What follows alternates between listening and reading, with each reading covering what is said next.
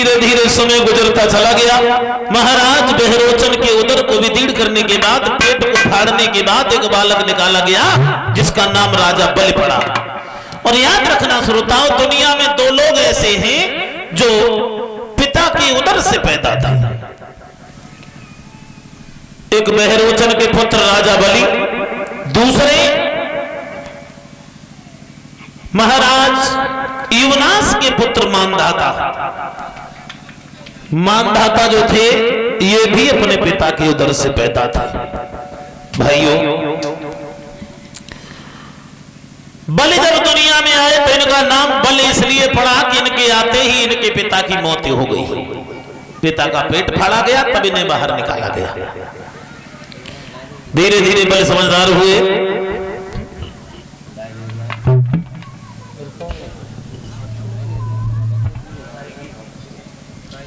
और ये मोहित यादव इसी गांव के रहने वाले हैं। इनकी तरफ से 100 रुपया आए हैं। एक लाइन इन्होंने लिखकर भेजी है, ये शायद बॉलीवुड वालों ने लाइन गाई है। लिखा है, झुमका गिरा रे गिरी गौरी बाजार में।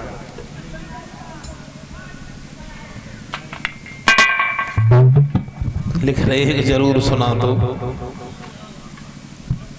तो देखो भैया, यूट्यूब पर हजारों गाने रोजाना अपलोड होते हैं। हो सकता है किसी कथावाचक ने भी गा दिया हो, क्योंकि अब फैशन के दौर में गारंटी की इच्छा न करें। अब जिसके मन में जो आता है वो गा देते हैं। और ये तो आप लोग भी जानते हो कि हम लोग इंसान हैं, हर चीज ना याद हो सकते हैं। कोशिश करेंगे। आज रात में बताया था कल भाइयों ने कि नाइट प्रोग्राम देना है, तो ये व्यवस्थाएं आपकी हम रात में कर देंगे। रात में तो जो मन में आए सो सुनो। अब एक कथा में ही थोड़े बड़े बूढ़े बैठे जगह, उसमें तो कहां पहुंच गए। तो कोई बात नहीं, लेकिन ये पर्ची तुम्हारी हम अपने पास रखते हैं। शाम को बिना खाएं हम सुना देंगे, ठीक है। बोलिए आनंद खंड भगवान की। मेरे भैया, आज जिस समय बलि राजा बने, बलि में सारी अच्छाई थी लेकिन एक बुराई थी। ये राक्षसों के राजा थे। याद रखना श्रोताओं, एक दिन दैत्य गुरु शुक्राचार्य और बृहस्पति में विचार बने समुद्र मंथन के लिए। देवताओं राक्षसों को तैयार किया, समुद्र का मंथन कराया गया। मद्राचल पर्वत को मथनी बनाया, बांसुकी नाग को नेति बनाया। उसके बाद मंथन हुआ तो समुद्र मंथन से 14 रत्न निकले हैं। किस तरह से? श्री रंभा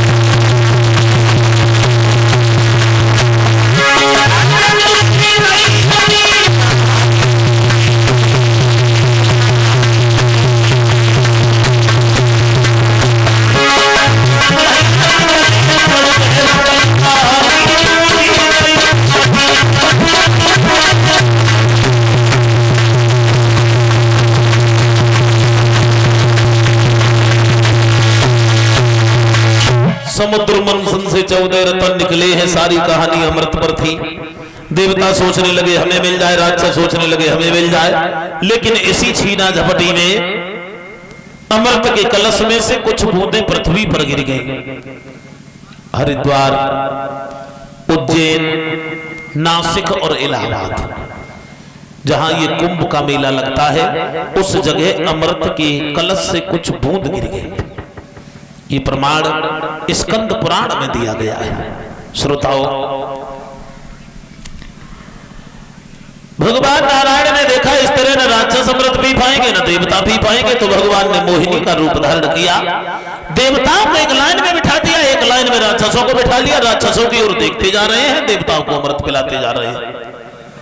सूर्य चंद्रमा के बीच में राहु नाम का राक्षस बैठ गया, उसने भी अमृत का पान कर लिया। उसके बाद सूर्य चंद्रमा ने कहा भगवान ये तो राक्षस है। सुदर्शन चक्र को इशारा किया, गर्दन काट दी, लेकिन वो मरा नहीं, केतु और पैदा हो गया। भाइयों,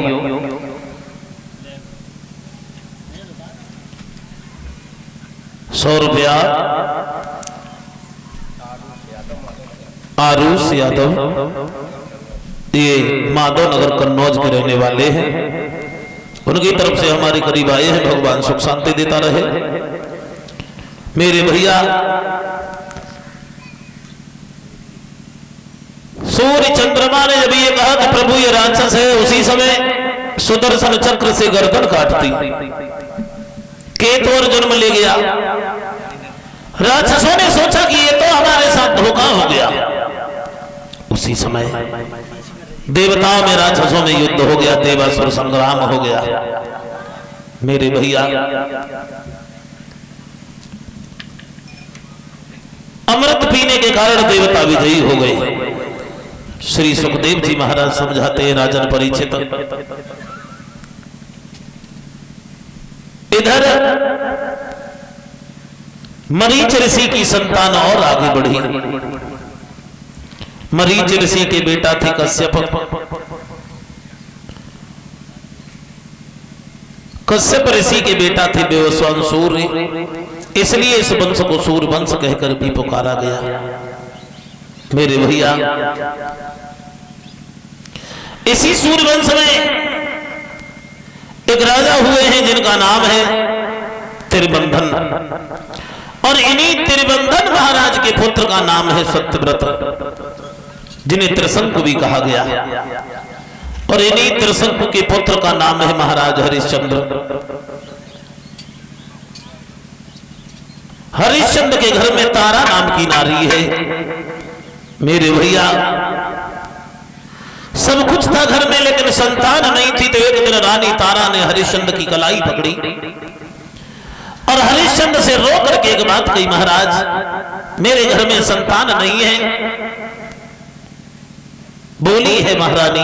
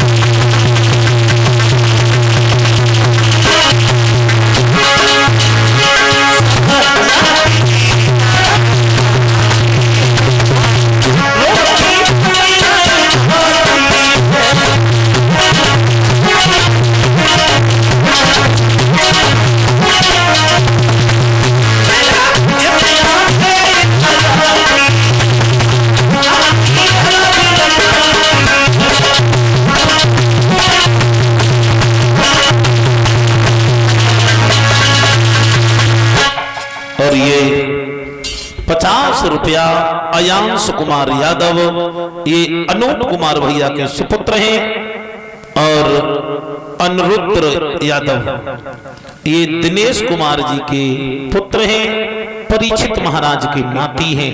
इन दोनों लोगों की तरफ से 50-50 रुपया हमारे करीब आए हैं। भगवान सुख शांति देता रहे, इनके जीवन में कभी संकट और क्लेश ना आए, लंबी आयु में परमात्मा सुख शांति देता रहे। बोलिए गोविंद भगवान की। मेरे भैया रानी तारा जिस समय आंगन में रोई, हरिश्चंद्र ने धीरज बंधाया, रोए नहीं रानी को समझाने के बाद महाराज हरिश्चंद्र घोड़ा पर सवार होकर के आगे बढ़े हैं। एकांत में जाकर हरिश्चंद्र के पेड़ के नीचे बैठ करके खूब रोए। अकस्मात उसी जगह वरुणदेव का आना हुआ। हरिश्चंद्र को रोता हुआ देखा, वरुणदेव पूछने लगे, हरिश्चंद्र क्या हुआ? अरे तुम्हारे जैसा राजा अगर दुनिया में रोएगा तो प्रजा के दुख कैसे दूर करेगा? हरिश्चंद्र ने दोनों हाथ जोड़े, भगवान मैं अपने लिए नहीं रोया, घर में हमारी रानी रोती है, हम इसलिए रोए। रानी क्यों रोती है तुम्हारी? जवाब दिया, महाराज मेरी अर्धांगिनी केवल इसलिए रोती है, अरे रानी की इच्छा घर में बेखाई को हुई।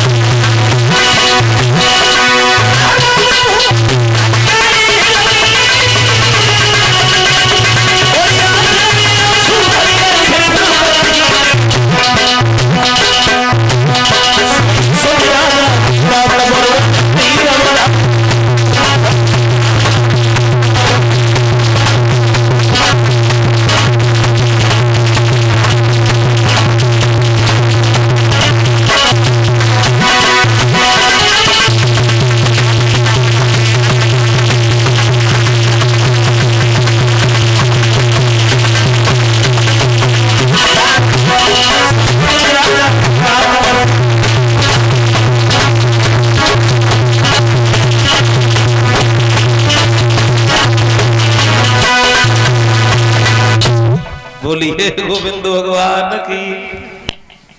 रहे ना तो आए मेरे भैया,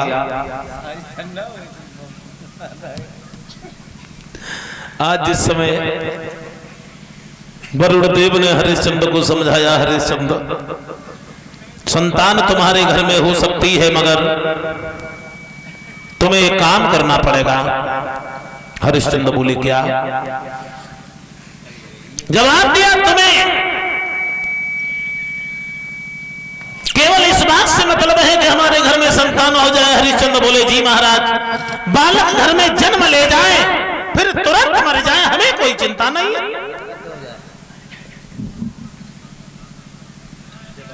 हे महाराज, मैं तो केवल ये चाहता हूं कि रानी का दोष छूट जाए बस। वरुणदेव कहने लगे, तो कोई बात नहीं, एक फल निकाला, हरिश्चंद्र को दे दिया, घर ले जाओ, अपनी पत्नी को खिला देना, जाओ। लेकिन शर्त ये है, तुम्हारे घर में संतान हो जाए तो उस बच्चे को काट करके तुम्हें यज्ञ में चढ़ाना होगा। कहो मंजूर है? शब्द सुने हरिश्चंद्र कहने लगे, भगवान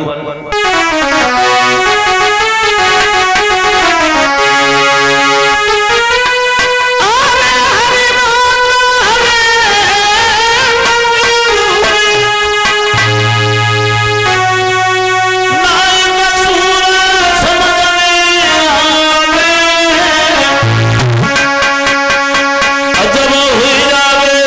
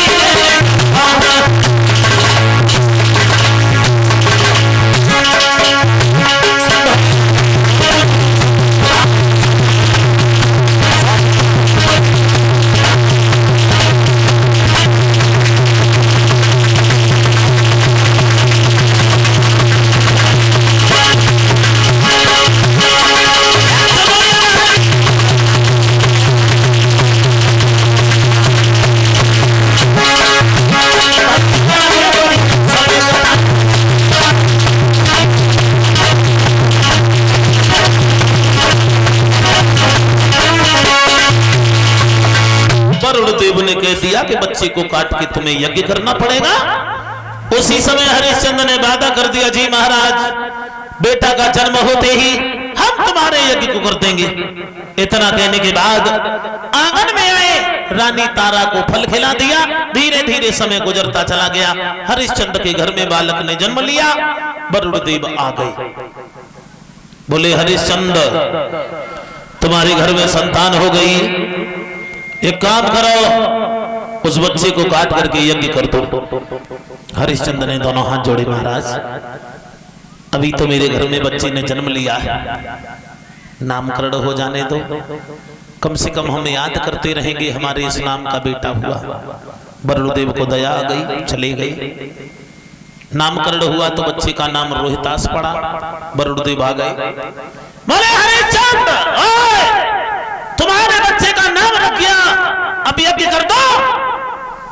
हरिश्चंद्र ने फिर हाथ जोड़े, महाराज हम कहीं भाग नहीं रहे हैं,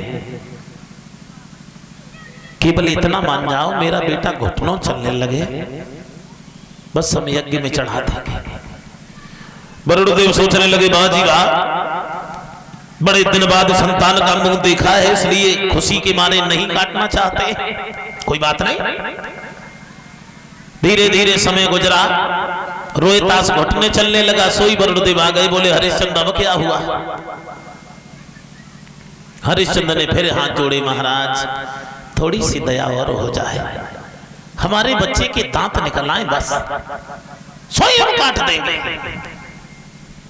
मेरे भैया वरुण देव तो चले गए, लेकिन इधर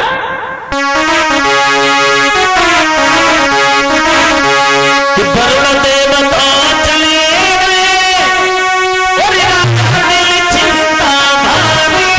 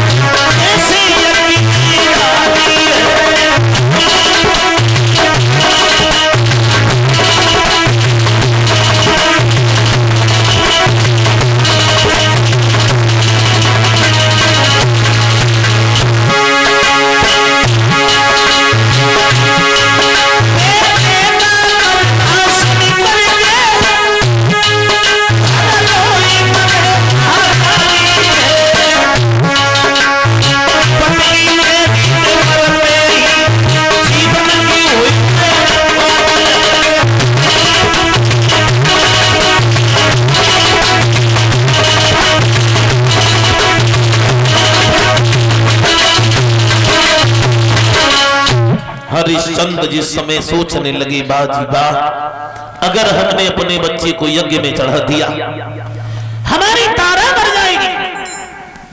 रोहितास के प्यार में, अपने बच्चे के मोह में, और जब तारा मर जाएगी तो मैं भी जी करके क्या करूंगा। जो ये विचार मन में बने, हरिश्चंद्र धीरे धीरे धीरे धीरे चिंता में फंसे रहे। इधर रोहितास के दांत निकल आए। भाइयों वरुण देव आ गए, बोले हरिश्चंद्र अब तो तुम्हारे बेटा के दांत निकल आए, अब क्या हुआ। बोले महाराज तुम भूल गए, ये तो दूध के दांत हैं, जब असली वाले निकले आएंगे तब हम अपने बच्चे को काट करके यज्ञ में चढ़ा देंगे।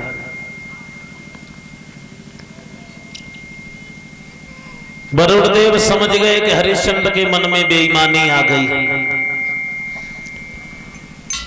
उसी समय हरिश्चंद्र में और वरुण देव में युद्ध हुआ। हरिश्चंद्र पराजित होते हैं, महोदर नाम के रोग से वरुण देव बीमार कर देते हैं। और ये सारा दृष्टांत रानी तारा ने अपने कानों से सुन लिया कि हमारे महाराज हमारे बेटा को यज्ञ में चढ़ाएंगे केवल मेरी खातिर। पीछे हट जाते हैं। ऐसा ही नहीं, रानी तारा रोहितास को बुलाती हैं, गोद में बिठाकर समझाती हैं, पुत्र तुम्हारे पिता तुम्हें मारना चाहते हैं, तुम मेरे अकेले लाल हो, एक काम करो। रानी तारा ने रोहितास को समझाया,